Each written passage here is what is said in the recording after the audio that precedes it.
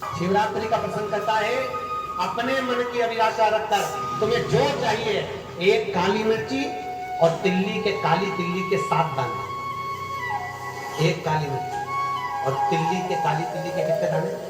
7 दाने हथेली में रखकर अपनी कामना कर मन से अपने मन की बात को कहकर शंकर भगवान के शिवलिंग पर चढ़ा दीजिए। आपकी मनोकामना, कहते हैं हर महीने शिवरात्रि आती है, इस शिवरात्रि पर, मुख्य शिवरात्रि पर चढ़ाओगे, अगले महीने की जब शिवरात्रि आएगी तो आपकी मनोकामना पूरी हो जाएगी। एक काली मिर्ची और 7 काली तिल्ली के दाने मात्र।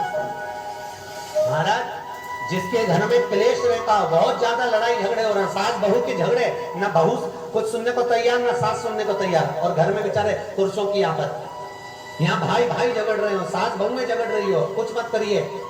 गेहूं की बाली को तोड़ो, गेहूं की बाली जानते हो ना, जिसमें आप तो गेहूं की बाली को तोड़ना है, और बाली 7 बाली तोड़कर अपने घर में घुमाकर अपने घर का नाम और गोत्र बोलकर उसको शंकर को समर्पित कर दीजिए। जिंदगी में कभी सास बहू का झगड़ा नहीं होगा।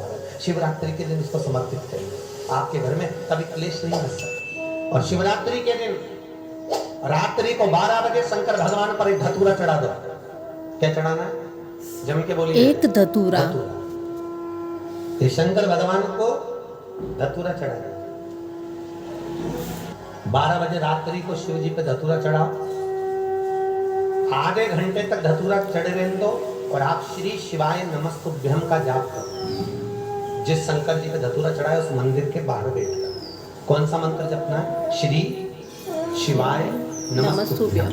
फिर से बोलो, श्री शिवाय नमस्तुभ्यम। धतूरा चढ़ाकर श्री शिवाय नमस्तुभ्यम का स्मरण करिए। और जो दुकान नहीं चलती हो, घर में लक्ष्मी नहीं टिकती हो, खेत में फसल अच्छी नहीं आती हो, संपदा नहीं आ रही हो, बस उस धतूरे को लाल वस्त्र में बांधकर अपनी दुकान में, अपने व्यापार में, अपने घर में रात को 12:30 बजे उठाकर लाओ, 4 बजे के पहले उसको अपनी दुकान, व्यापार, व्यवसाय में उसको बांध दीजिए। और अगर जो जमीन फसल सही दे रही हो उस जमीन में ले जाकर गाड़ दीजिए। आपको जीवन में कभी तकलीफ नहीं भोगना पड़ेगी, लक्ष्मी बढ़ती चली जाएगी, संपदा बढ़ेगी। जो व्यक्ति ज्यादा बीमार रहता हो, बहुत बीमारी उसको घेरे रहती है, परेशान रह रहा हो, बीमारी बनी हुई है, तो बोर चढ़ाइए। बेर, क्या बोलते हैं यहाँ पर? बेर की बोर, वो खाने वाला बेर जो होता है, उस बेर को 7 बेर ले लो, और 7 बेर को लेकर अपने ऊपर से घुमाकर शिवरात्रि की दोपहर के 12 बजे शंकर भगवान के शिवलिंग पर ले जाकर उस बेर को चढ़ा दीजिए। आपका रोग, आपकी बीमारी मात्र 3 महीने के अंदर समाप्त होगी। शिवरात्रि के दिन बेर चढ़ाने का बड़ा महत्व है। और शिवरात्रि पर चढ़ा हुआ वो बेर उठाकर ले आइए, और उस बेर को उठाकर रख लीजिए। मान लो किसी को उदर से जुड़ी हुई जब तकलीफ रहती है, पेट से जुड़ी हुई तकलीफ रहती है, पेट से जुड़ी हुई कोई भी प्रॉब्लम हो, अगर पेट से जुड़ा हुआ कोई भी रोग आपको लग गया और डॉक्टर की दवाई चल रही है, सारी औषधि चल रही है, जो शिवरात्रि पर आपने बेर चढ़ाया है, वो बेर अगर आपके यहाँ रखा हुआ है, वो बेर उस रोग वाले व्यक्ति को खिला दीजिए। आधे घंटे के अंदर पेट का दर्द, पेट की तकलीफ, पेट का कैसा भी रोग होगा, एकदम आराम लग जाएगा। उस बेर में इतना प्रबलता आ जाती है शंकर को, जो शिवरात्रि के दिन बेर चढ़ाया है, वो केवल शिवरात्रि के दिन करने का होता है। कहते हैं जिसका व्यापार ना चले, व्यवसाय ना चल रहा हो, बहुत ज्यादा कष्ट में जीवन निकल रहा हो और बहुत ही ज्यादा तकलीफ हो रही हो, तो धतूरे को हल्दी में डुबोकर शंकर भगवान को शिवरात्रि के दिन रात को 12 बजे समर्पित करें। उस धतूरे को वापस उठा लाएं 5-10 मिनट के बाद, श्री शिवाय नमस्तुभ्यम बोलकर लाल कपड़े में उसको बांधकर व्यापार वाली जगह में कहीं पर भी उसको बांध दिया जाए। व्यापार पीछे नहीं हटता, व्यापार अग्रण्य भाव में बढ़ता चले जाता है। महाराज, उस धतूरे को केवल परंतु शिवरात्रि के दिन रात को 12 बजे ही किया जाए। हल्दी में डुबोना पड़ता है।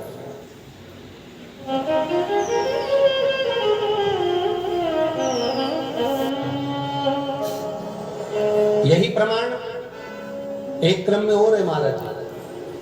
लिंग पुराण कहती है, मान लो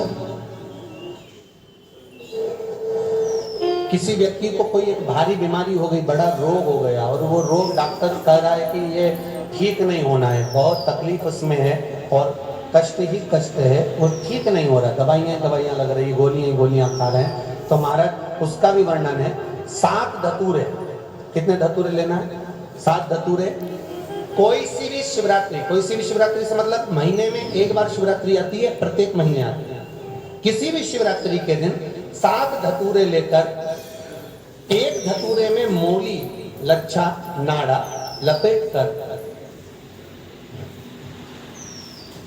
चंद्रमौली भगवान का स्मरण कर उस मौली को लपेट कर 6 धतूरे में हल्दी लगाकर शंकर भगवान की जो जलाधारी में आपको पहले भी वर्णन किया है, तो जो बीमारी डॉक्टर ने बता दी और बहुत बड़ा रोग हो गया और शरीर में कष्ट है, ठीक नहीं हो रहा, चाहे लीवर से जुड़ा हो, चाहे किडनी से जुड़ा हो, चाहे कैंसर से जुड़ा हो, और मान लो शरीर में कहीं गांठ भी हो गई है और वो मिटी नहीं रही हो, तो महाराज निवेदन है 7 धतूरे, एक धतूरे पर मौली लपेट कर वो शंकर जी के शिवलिंग के ऊपर चढ़ाना। 6 धतूरे, उसमें से एक धतूरा भगवान श्री गणेश जी का स्थान, दूसरा धतूरा श्री कार्तिकेय जी का स्थान, तीसरा धतूरा अशोक सुंदरी का स्थान। शंकर भगवान की जगदम्बा जी के हस्त कमल के ऊपर एक धतूरा। अच्छा, एक धतूरा जहां से जल नीचे की ओर बहकर जा रहा हो, पानी जिस जगह से नीचे गिर रहा हो, बिल्कुल वहीं पर एक धतूरा चढ़ा देना। उस धतूरे को चढ़ाने के बाद वो धतूरा वापस लेकर आना है, अवधूतेश्वर महादेव का नाम लेकर या चंपेश्वर महादेव का नाम लेकर उस धतूरे को, जो बीमार व्यक्ति है उसका स्पर्श कराकर बेलपत्री के पेड़ के नीचे पटकवा देना है महाराज। धीरे धीरे रोग में आराम मिलना प्रारंभ हो जाता है, औषधियां धीरे धीरे समाप्त हो जाती हैं और व्यक्ति स्वस्थ हो जाता है। ये केवल शिवरात्रि के दिन ही होता, 12 महीने शिवरात्रि आती है, आप किसी भी शिवरात्रि को कर सकते हो, किसी भी शिवरात्रि। श्री शिवाय नमस्तुभ्यम साथियों, सारे ही उपाय शिवरात्रि, मासिक शिवरात्रि या महाशिवरात्रि के दिन करने के हैं, जरूर करें और अपने जीवन को सफल जरूर बनाएं। आद्रा नक्षत्र यानी कि 100 महाशिवरात्रि के बराबर जो आद्रा नक्षत्र है वह है 16 दिसंबर को, तो यह तो शिवरात्रियों का में भी सबसे उच्च है, यानी कि 100 शिवरात्रि जब होती है महाशिवरात्रि, तब एक आद्रा नक्षत्र यानी कि 100 महाशिवरात्रि के बराबर है। तो आप इन सारे ही उपायों को 16 दिसंबर के दिन बिल्कुल करना ना भूलें, अपने हाथ से इस दिन को बिल्कुल ना जाने दें साथियों। आद्रा नक्षत्र के दिन ही शिवलिंग का प्रकट हुए थे, ज्योति रूप में प्रकट हुए थे, इसलिए आद्रा नक्षत्र का बहुत ज़्यादा महत्व है।